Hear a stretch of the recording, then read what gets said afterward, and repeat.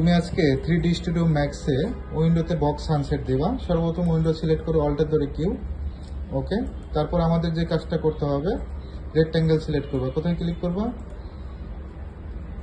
View change করো। এখান থেকে কোন ভিউতে শেপটা দেখা যায়? ফ্রন্ট ভিউতে, ওকে। রেক্ট্যাঙ্গেল দিয়ে ড্র করো, স্ন্যাপটা অন করো,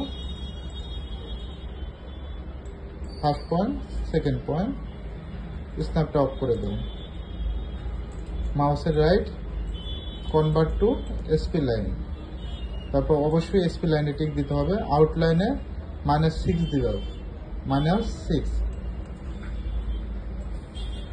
মডিফাইতে এক্সট্রুড, ওকে। অ্যামাউন্টে কত দিছো? দিয়ে দাও, সমস্যা নেই। জাস্ট ক্লিক করো, সানসেটটা একটু বড় করো, জুম করো, ভিউটা বড় করো, ওকে। অল্টার দ্বারা ঘুরাও, আইসোলেটে ক্লিক করো। কোথায় ক্লিক করবো? আইসোলেট, ওকে। অলরেডি কিন্তু সানসেট হয়ে গেছে। অল্টার দ্বারা ঘুরাও, পজিশন চেঞ্জ করো, জুম করো। ঠিক আছে, আশা করি পারবো।